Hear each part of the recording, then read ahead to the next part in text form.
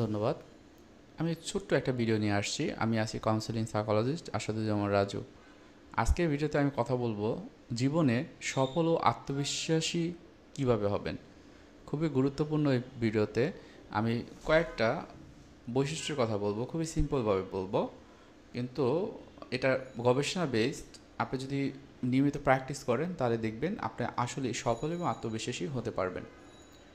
আমরা সফল এবং আত্মবিশ্বাসী হতে চাই, যার কারণেই আমাদের জীবনে এই যে যত কিছু করা, আমরা সবসময় আমাদের চিন্তা থাকে যে আমরা সফল হব এবং সফলতা আমাকে আরও বেশি রাঙাবে।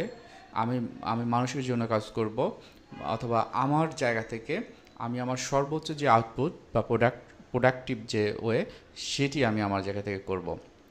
এখন এই যে সফল এবং আত্মবিশ্বাসী হওয়ার জন্য বিভিন্ন রকমের গবেষণা রয়েছে, বিভিন্ন রকমের ইউটিউব ভিডিও রয়েছে, আপনারা দেখতে পারেন। সো ওখান থেকে আপনারা মোটিভেশন পেতে পারেন, এবং এই মোটিভেশনটা যেমন দরকার, সাথে সাথে কিছু অ্যাক্টিভিটি আপনাকে করতে হবে আপনার জায়গা থেকে। যদি আপনি করতে পারেন, আজ থেকে যদি শুরু করেন, তাহলে আপনি ধরে নেবেন যে আজকে থেকেই আপনি আপনি সফল হওয়ার যে পথ সেটি তৈরি করে নিচ্ছেন। আলবার্ট বান্দুরা, যিনি হলো সেলফ এফিসিয়েন্সি নিয়ে কাজ করেছে, সে বেশ কিছু বিষয়ের কথা বলেছে। যেমন এখানে 4টা বা 5টা বিষয় রয়েছে খুবই গুরুত্বপূর্ণ। এইগুলো যদি আপনি ফলো করতে পারেন তাহলে আপনি অবশ্যই আপনার লাইফে সফল হবেন এবং আত্মবিশ্বাসী হবেন। তাহলে কি সেগুলো? প্রথমে যেটি হলো সমস্যার সমাধান। আমাদের জীবনে চলার পথে সমস্যা আছে, সমস্যা থাকবে। সমস্যা আমরা কোনো দিন রিডিউস করতে পারবো না, এটাকে ম্যানেজ করে চলতে হবে। আপনার ভিতরে যদি সমস্যা থাকে, একটু আইডেন্টিফাই করার চেষ্টা করেন যে আপনার কী কী ধরনের সমস্যার মধ্যে দিয়ে যাচ্ছেন। একটা নোট ডাউন করে ফেলেন এবং লিখে ফেলেন। লিখে আপনি দেখেন যে এটাকে সমস্যা হিসেবে দেখছেন, এটা কিভাবে আপনি এটা মোকাবেলা করতে পারবেন। খুবই খুবই সহজ, আপনি যদি শুরু করেন এখনই। আপনি এটা করলেন এবং যেই সমস্যাটা আপনি আইডেন্টিফাই করলেন, এর সমাধানটা কী, কার কাছে গেলে আপনার এই সমস্যাটার সমাধান হবে। আপনার ফ্যামিলির কেউ, অন্য কেউ, এখানে কোনো ফাইন্যান্সিয়াল বিষয় আছে কিনা, অর্থাৎ টাকা পয়সা দিয়ে সমস্যার সমাধান করা যাবে কিনা, নাকি আপনার নিজে যেয়ে ওই সমস্যার সমাধান করতে হবে। এটা আইডেন্টিফাই করা আপনার জন্য খুবই গুরুত্বপূর্ণ। এটা আপনি মনে রাখবেন। অনেক ক্ষেত্রে যেটি হয় যে আমরা বলি মডেলিং। আপনার লাইফে মোটিভেশন থাকার জন্য একটা মডেল থাকা জরুরি।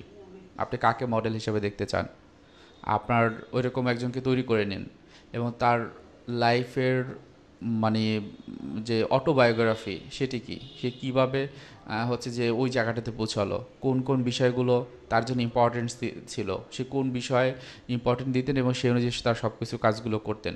এটা একটা আপনি আইডেন্টিফাই করতে পারেন বা এটা বের করতে পারেন।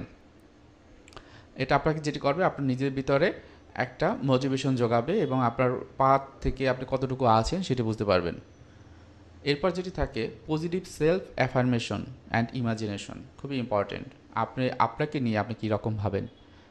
আপনি যদি এটা ঠিক রাখতে পারেন, আই অ্যাম ওকে, অর্থাৎ আমার জায়গা থেকে আমি পজিটিভ। কারণ অনেকাংশেই দেখা যায় যে মানুষ বিভিন্ন রকমের নেগেটিভ চিন্তাভাবনা করে, অল্পের ভিতরেই খুব বেশি হতাশ হয়ে যায়, অসহায়ত্ব বোধ করে। এই জায়গাটা না হয়ে নিজেকে অ্যাফার্মেশন করা যে আই এম কনফিডেন্ট, আমি কোনো একটা কাজ করেছি, যে কাজটি করেছি সেটা সাকসেসফুল, তার মানে I am one of the successful people. হ্যাঁ, আমি সাকসেস হতে পারি, আমিও সাকসেস নিয়ে আসতে পারি। এটা আপনি নিজেকে করতে পারেন। আমি ওর্থি, আমি আই অ্যাম ভ্যালুয়েবল। হ্যাঁ, সো এই ধরনের সেলফ অ্যাফার্মেশনগুলো আপনার ব্যবহার করতে পারেন। দরকার হয় আপনি যেখানে বসেন সেখানে আপনি লিখে রাখতে পারেন। হ্যাঁ, অনেক ক্ষেত্রে যে এটা আপনি লিখে তারপর এটা রাখবেন, এবং যখনই মনে হবে যে আপনার আত্মবিশ্বাস কমে যাচ্ছে বা নিজেকে নিয়ে বিভিন্ন রকমের চিন্তা হয়, অন্যরকম, পারবো না, হবে না, আমার দ্বারা এটা কখনো করা সম্ভব হয়নি, তখন হলো এই যে অ্যাসেটগুলো আমরা বলি বা অ্যাফার্মেশনগুলো, সেগুলো আপনি দেখতে পারেন। আমরা এরপর আরেকটা জিনিস বলবো যে 4 নম্বরে একটা বিষয় আছে, সেটা হলো স্ট্রক গিভিং। স্ট্রক হলো একটা সাইকোলজিক্যাল টার্ম, যেটা এরিক বার্ন টিএ বা ট্রানজ্যাকশন অ্যানালাইসিসে অ্যাপ্লাই করেন। স্ট্রকটি হলো প্রশংসা করা। আপনি অন্যকে প্রশংসা করবেন, তাহলে আপনি নিজেও প্রশংসা পাবেন। তবে প্রশংসাটা যখন করবেন তখন যেন অথেন্টিক হয়, অর্থাৎ প্রশংসা করার যোগ্য সে, বা এই বিষয়টি প্রশংসনীয় সেটিকেই প্রশংসা করবেন। যেটি প্রশংসনীয় নয় সেটা যেন না হয়। মনে করেন আপনার ফ্রেন্ড আপনাকে একটা একটা প্রিন্ট করে আপনাকে একটা বই দিয়েছে যেটা আপনার উপকার হয়েছে, আপনি কি করবেন, ওটাকে প্রশংসা করা বা স্ট্রক দেওয়া যে তোমার বইটা পড়ে আমি খুবই খুশি হয়েছি বা তোমার বইটা পেয়েও আমি অনেক খুশি হয়েছি, আমার এরকমই একটা বই দরকার ছিল। যদি এটা আপনার বলার দরকার আপনি সেটাই বলবেন। তোমাকে অনেক ধন্যবাদ, তুমি আমার জন্য কষ্ট করে নিয়ে এসেছো বা মনে করে নিয়ে এসেছো। এই যে স্ট্রকটা দিলেন তখন কি হবে, ওই ফ্রেন্ড কিন্তু আপনার অন্য কোনো কাজে কিন্তু করার চেষ্টা করবে, বা আপনি এই ধরনের বই পড়েন বা এই পছন্দ করেন সেই ধরনের বই কিন্তু হয়তো বা পরবর্তীতে দিতে পারে। এটা একটা ভালোবাসা, নিজেদের ভিতরে একটা বন্ধন তৈরি করে, এবং যার প্রেক্ষিতে আপনি দেখবেন যে তার সাথে একটা ভালো সম্পর্ক তৈরি হয়েছে। সুতরাং এই স্ট্রকটা আপনি যদি দেন, কোনো না কোনোভাবে আপনি এই ধরনের পজিটিভ স্ট্রকও তাদের মাধ্যমে পাবেন। এরপর আরেকটা বিষয় যেটা, সেটা হলো স্ট্রেস ম্যানেজমেন্ট, নাম্বার 5। খুবই খুবই ইম্পর্টেন্ট। আমাদের প্রত্যেক দিনের জীবনে বিভিন্ন রকমের স্ট্রেসের ভিতর দিয়ে যেতে হয়। আমার মোবাইল একটা স্ট্রেস, আমার আমার পড়াশোনা একটা স্ট্রেস, আমার হচ্ছে যে আমি যে জব করি সেখানে একটা স্ট্রেস, আমি যে বাসাতে থাকি সেখানে আমার পরিবারের সদস্যের ভিতরে বিভিন্ন রকম স্ট্রেস, এই ধরনের স্ট্রেসের ভিতর দিয়ে কিন্তু আমাদের যেতে হয়। এখন আপনি কি স্ট্রেস ম্যানেজ করা শিখবেন না? শিখতে হবে। আপনি যদি আপনার স্ট্রেসটাকে ম্যানেজ করতে পারেন দেখবেন আপনার লাইফটা কি সহজ হয়ে গেছে, খুবই সিম্পল হয়ে গেছে।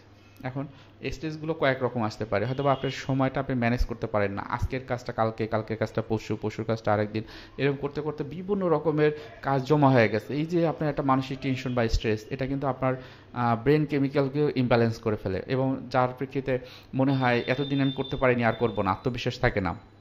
তাহলে আত্মবিশ্বাস যদি না থাকে তাহলে কি হবে, আপনি তো কিছুই করতে পারবেন না। তাহলে এই জায়গাটাতে আপনি যেটা করবেন, এই যে 5 নাম্বার যে পয়েন্টটা বলছি এটাই শেষ। এই 5টা পয়েন্ট যদি আপনি মনে রাখেন এবং যদি কাজ করেন, তাহলে দেখবেন যে আপনি সফল হবেনই এবং আত্মবিশ্বাসীও হবেন। আমি আমার নিজের লাইফেও দেখেছি যে এই জিনিসগুলো খুবই ইম্পর্টেন্ট, খুবই ভালো কাজ করেছে। সো আপনার যদি টাইমের ক্ষেত্রে হয়, আপনি একটা ডায়েরি মেনটেন করতে পারেন যে আপনার কালকে কী কাজ, এর পরের দিন কী কাজ, এর পরের দিন কী কাজ, অথবা হচ্ছে যে আপনি 1 মাসের যে ডায়েরিটা, আপনার 1 মাসে কী কী করণীয় আছে সেটা আপনি লিখে রাখতে পারেন ডায়েরির মাধ্যমে। সো বা এই বছরে আপনার গুরুত্বপূর্ণ কী কী বিষয় সেটা আপনি লিখতে পারেন। এটা কি হবে, কোনো একটা বিষয় আপনার স্ট্রেস তৈরি করে, আপনি যখন লিখে রাখেন তখন আপনার ব্রেন কিন্তু নক দিবে বারবার যে তোমার এই কাজটা আছে, ঠিক আছে, এটা আপনি সময় মতো করে ফেলবেন।